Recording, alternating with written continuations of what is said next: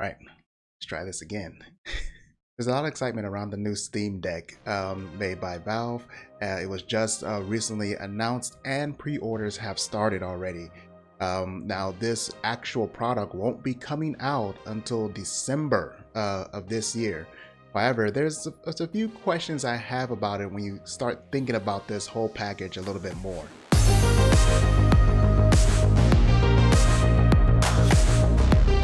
It seems everyone is of two minds on this.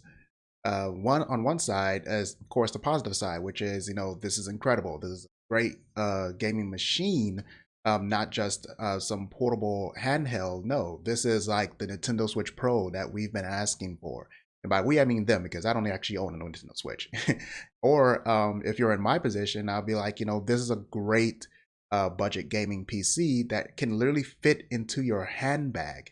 It has 16 gigs. It is spec'd with AMD Zen 2 architecture. It has a ton of power, a ton of speed, and of course, if you opt for the 256 gig version, you'll get it with the NVMe, which gives you even more performance and faster write speeds. Now, if you go for the 64 gig version, you'll get eMMC storage technology, which is slower, but honestly, I don't think it's going to mean that big a deal. I think it's just going to be, a bit longer loading screens when you're, playing your games.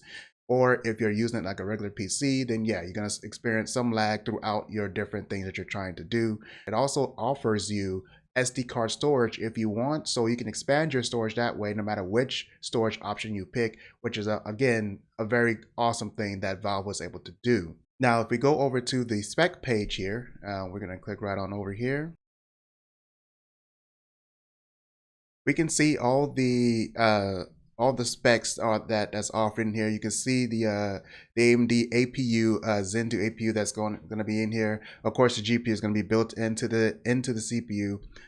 What's interesting about the fact that this is powered by AMD, which again, AMD wins again, obviously, which is another thing people should acknowledge, that AMD is yet again powering what would be a great gaming console. Is that you also have the ability to push out video into your monitor via USB-C, and this is up to 8K at 60 Hertz or 4K at 120 Hertz. Now, with that being said, I don't know how good that's going to be for an APU. I don't know if the AMD APU is going to have enough strength to actually push a game at 4K at 120 Hertz. I'm pretty sure most games it won't be able to, especially if you're talking about your AAA titles like Cyberpunk, Battlefield, things like that. I'm not expecting that kind of performance out of this. I think most people shouldn't be expecting that. I think they should be expecting, at best, 1440p 60 frames per second for most games. And only for those very, very light titles, you can probably push up to 4K and still get something good. And this would be your battle royale type games, Fortnite, and all those kind of games. Those games you will probably be able to push 4K 60 frames per second without too much issue, even on this current hardware, the hardware for the Steam Deck.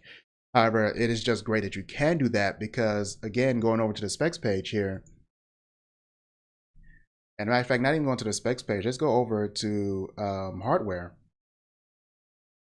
Where if you scroll down, you have one guy here who is playing the Steam Deck in hand. However, I believe there's also, there we go. And forgive the quality here. I'm using my OBS for the first time in the actual recording. There is actually people here playing it with keyboard, mouse, and it is your whole system. Now, the reason for this is because this Steam Deck is running SteamOS, which is a Linux variant, pretty much a Linux variant system, a full operating system. And Valve says that with the new updated Steam 3.0, you can even have full-on PC-like experience, doing just what this guy's doing, but also be able to use it like your day-to-day system. And you can even run Windows via the feature they call Proton, which is over here in the software tab. And let's scroll on down here. There we go. And here Valve talks about the Steam Deck coming with Proton, a compatibility layer that makes it possible to run your games without porting without any porting or need for developers. Now, we have yet to see how well this is going to work in practice, how smooth this is going to be for most games, which usually would not run on Linux, but instead runs on Windows. So this should fix that problem, but we don't know how well it's going to work yet.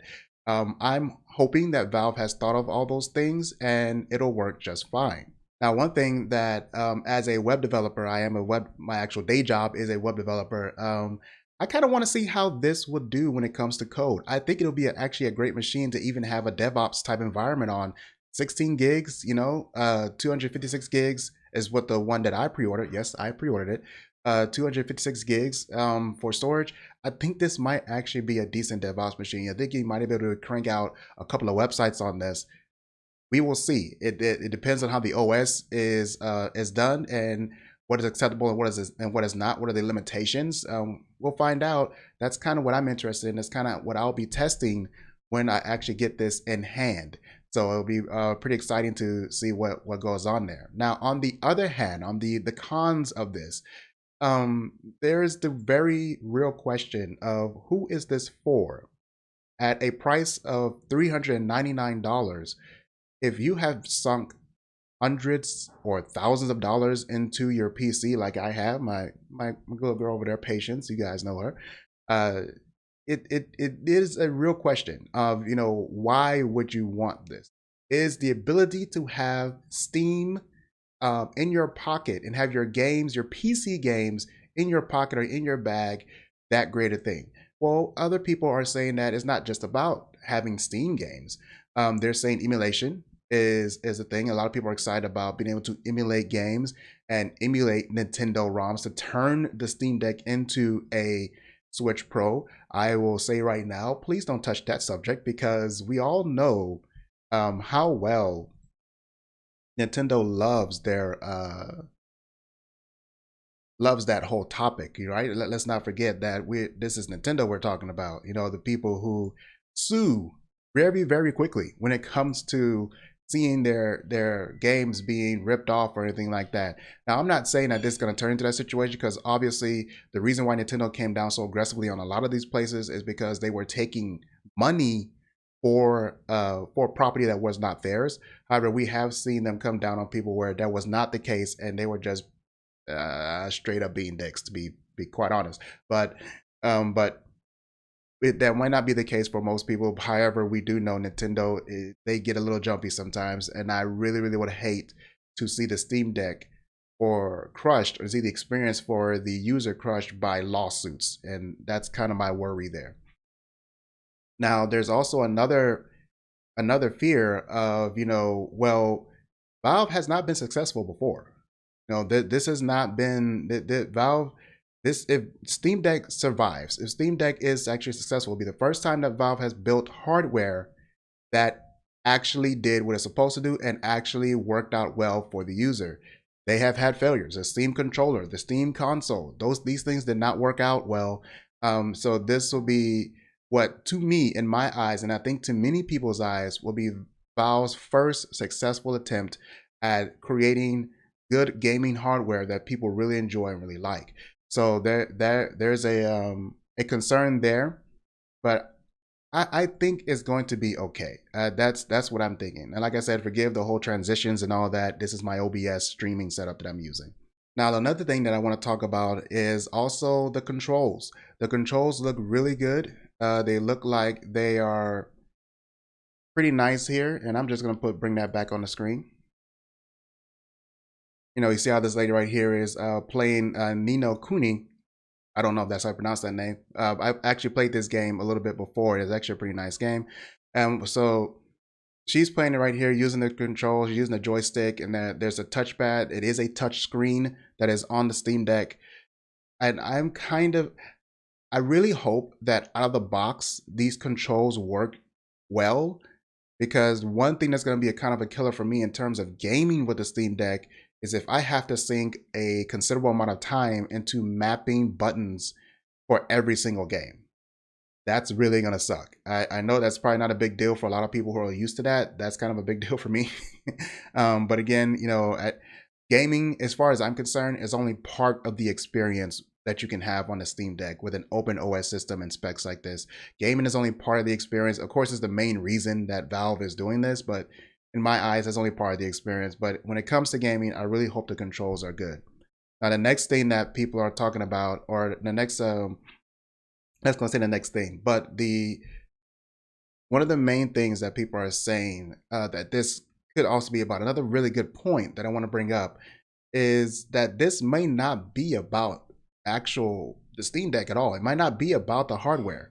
For Valve, maybe they're trying to pull a Microsoft move. Maybe they are just trying to get their software in front of as many people as possible. And if we're coming at it from that standpoint, this may be a genius move. I think that this is definitely going to be a win for them if they increase their user base by tens of thousands of people because of this Steam Deck and how great it is. Even if they lose money on the hardware, they have won. Period. That they have won, and it will literally justify them supporting and selling this hardware indefinitely into the future for years to come. If this succeeds in getting their software and getting the Steam platform and the Steam OS in front of as many people as possible, in front of thousands of more people, that's a win for them. That means that they have officially entered into the console and solidified themselves and on that platform that they can actually do this, and they can be a valid solution not only for PC people but also for people who may not actually have been PC players at all. Like a lot of these people who will buy the Steam Deck probably don't even own a PC. They probably are not big PC gamers, but they've always wanted to try or wanted to play games that are only on the PC or can be easily accessed via the PC and not so much via their consoles. That's a win. And I think that would be a really, really, that's a really good way to look at it. I think that would be a really great thing. I think that is what this is about. I think it is about software. I think that this is what Valve is trying to do. So we'll have to see how well it works. As long as the Steam Deck works well when it comes out, I think this is gonna be pretty awesome. And you guys will know because, like I said, I have pre-ordered it. So early next year, I guess, whenever this actually gets into my hands, I believe a lot of people have pre-ordered this already. So I don't even know how quickly I'm going to get mines when orders start shipping. But whenever we get it, we're gonna take a look at it together. We're gonna put it through all kinds of runs and tests. And I really hope this turns out really well. But that is my thoughts on the Steam Deck. I just want to like kind of jump in here and put my thoughts on it because it is pretty exciting. There's a lot of things to test. There's gonna a lot of things for people to look at when this finally comes out. So yep, we'll get back to this when we can, and I will see you guys in another tech video pretty soon. You have a good one. Bye.